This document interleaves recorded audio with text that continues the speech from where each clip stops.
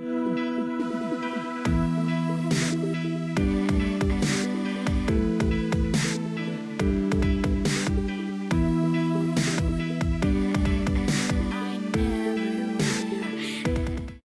energy, dark matter. How do they differ? Well, unfortunately, they have similar sounding names, and since we really don't know what either of them is, I don't think we should have named them. That we should have given them fake names until we understood them. I've been voting for like Fred and Wilma, something that doesn't give you any cosmic bias. All right, so I can tell you simply what dark matter is. But don't think of it as matter. I don't want to. I'm concerned. Like this table. We don't know what it is, so I don't even want to use those two words. If anything, it's dark gravity, because we look in the universe and we see the effects of gravity, and let's add up all the stars and galaxies and planets and comets and black holes, everything we know about, to account for this gravity that we see.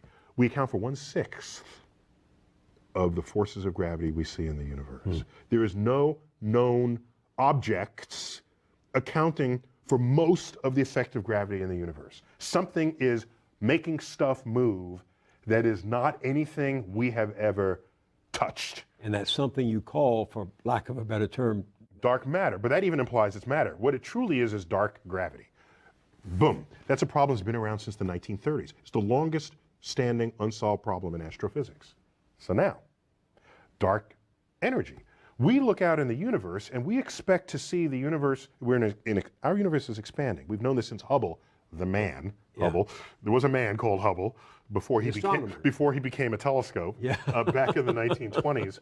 And when Hubble, he discovered not only that our galaxy is one of many, he discovered that galaxies are scattering apart from one another. This was the expanding universe in 1929. So when you reveal this, you say, okay, if we've been doing this for a while, all those galaxies are going to feel each other, and they're going to ultimately want to slow us down in this expansion. So you go out to measure that. And that act led to a measurement that no one believed. That initially, that the universe is accelerating. It's not slowing down, it's speeding up.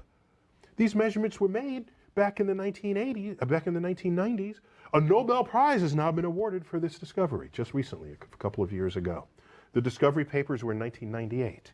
So we don't know what's going on. Some mysterious pressure in the vacuum of space acting opposite the force of gravity. We don't know what it is, but we can measure its effect. So you measure it by measuring its impact on something else. Precisely. It's an impact on the 4% that we can measure. So it's the pressure that's expanding the universe? Something, I'd use the word pressure. Something is making the universe accelerate again. We know why we had a Big Bang. Big Bang put everything into motion. I'm good with that. We're good. It's like me tossing a ball up into the air. It's moving upward even though it's slowing down. Okay? Gravity is slowing down that upward motion. We expected gravity to be slowing down the expanding universe. The opposite is happening. We don't know what's causing it. He says, quote, I think the major branches of discovery are behind us. Do you agree? Of course not. Oh my gosh. That is, I would say this to the man's face. You can't be more,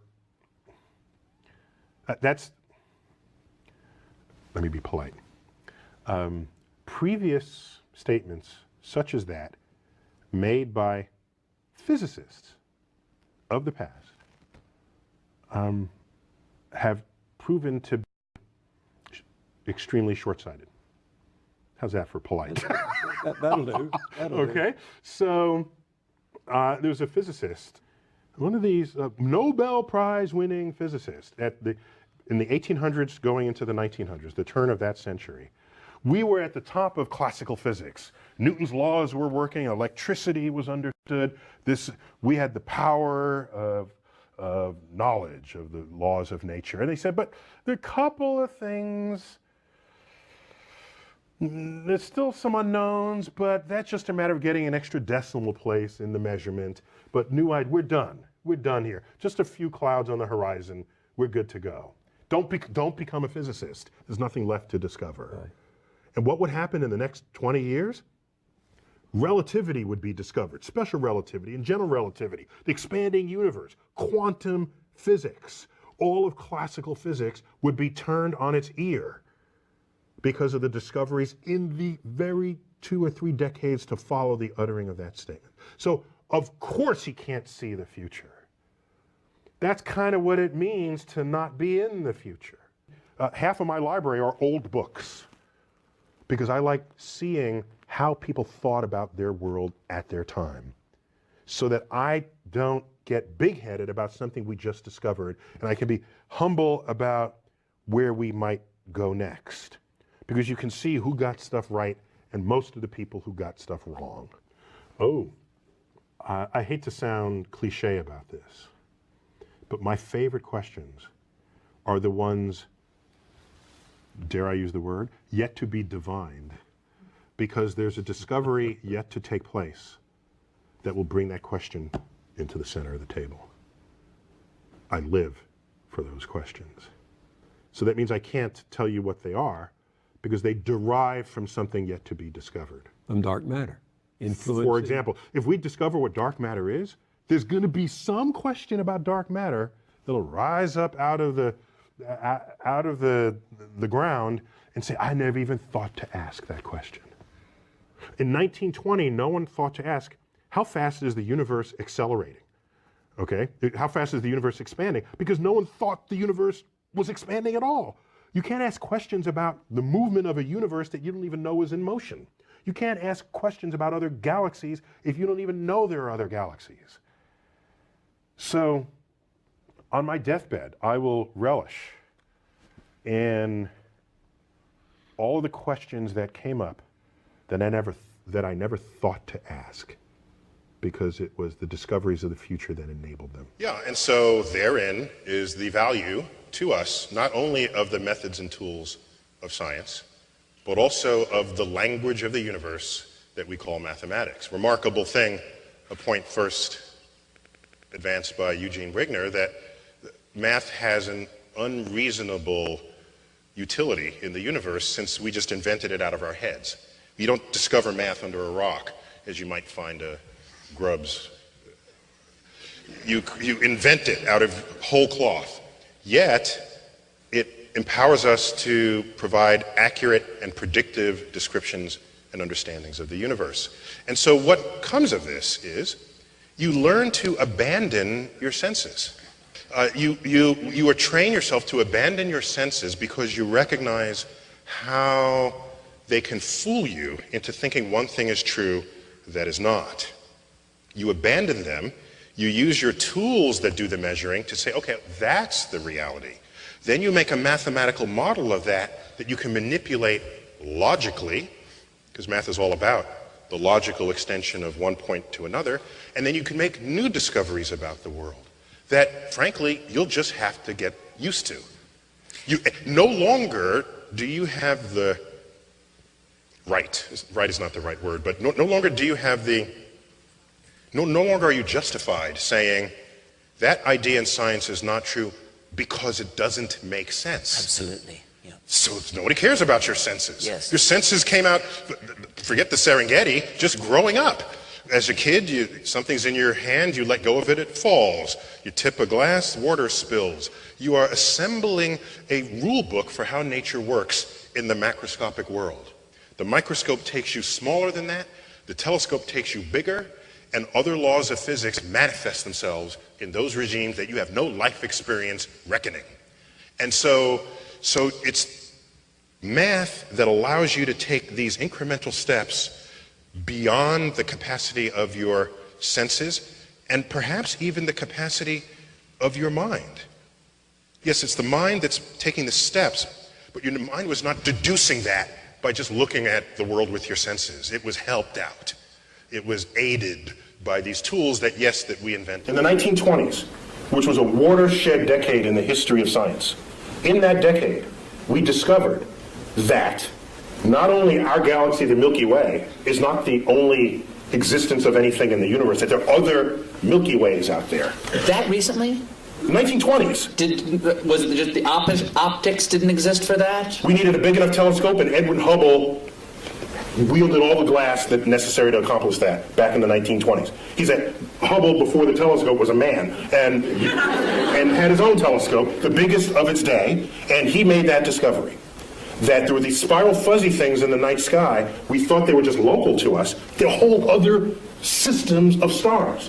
100 billion stars unto itself, outside of our system. Not only was that discovered in 1926, 1929 he discovers that the universe is expanding. Which means it may have had a back then, it may have had a beginning. If it's expanding, that meant it was littler in the past. Well, there must have been a day when it was all together in the same place. Thus was born the Big Bang.